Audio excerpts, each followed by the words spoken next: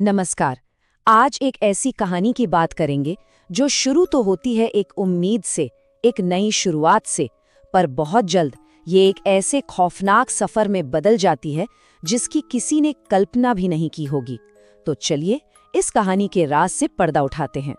बस ये चंद शब्द, रात में दरवाजा मत खोलना, सुनने में तो एक मामूली सी चेतावनी लगती है ना, पर यही चेतावनी इस पूरी कहानी का, इस पूरे खौफ का केंद्र बनने वाली है।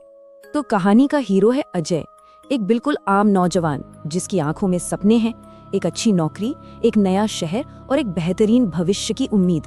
और यहीं से कहानी हमें दिखाती है कि कैसे उम्मीद और एक्साइटमेंट से भरा माहौल पलक झपकते ही एक बुरे सपने में बदल सकता है। अजय तो सोच रहा था कि उसकी नई जिंदगी शुरू हो रही है, पर उसे जरा भी अंदाजा नहीं था कि उसका इंतजार कोई और ही खौफनाक चीज कर रही थी। और देखिए, यहीं पर पहली बार कुछ गड़बड़ लगती है। नाम है शांति निवास, शांति, पर इस नाम के पीछे एक अजीब सा छिपा हुआ डर है। यहीं से कहानी में वो बेचैनी की पहली लहर उठती है। जब लॉज का मालिक अजय को चाबी दे रहा था तो उसने ये बात कही थी, और उसके चेहरे पे ना कोई मुस्कान नहीं थी, आवाज में एक अजीब सी सख्ती थी। अजय तो सुनकर हंस दिया, सोचा मजाक होगा, पर वो मालिक वो बिल्कुल नहीं हंसा।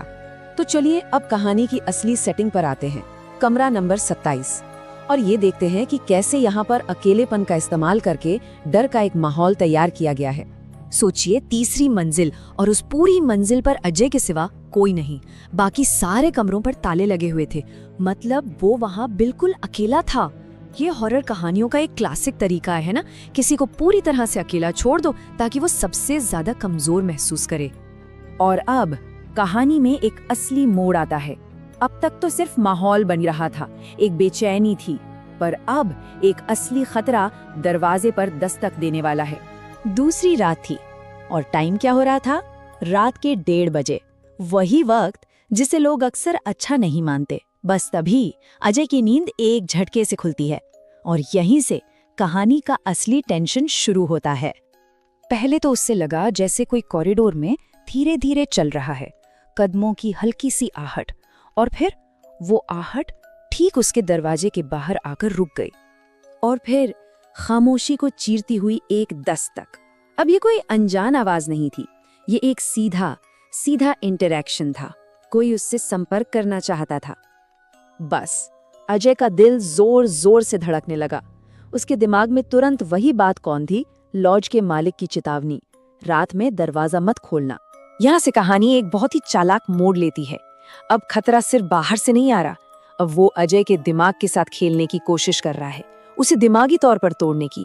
कुछ पल की खामोशी और फिर दरवाजे के बाहर से एक आवाज आई, बहुत ही जानी पहचानी और नर्म सी आवाज।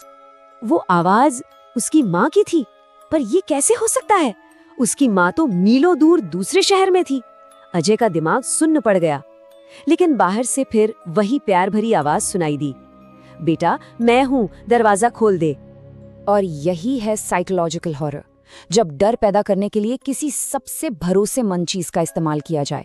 खतरा अब कोई भूत या राक्षस नहीं है, खतरा अजय के अंदर है, उसके दिल और दिमाग की लड़ाई में। वो किस पर यकीन करे? अजय बेचारा कांपते हुए दरवाजे की तरफ बढ़ा।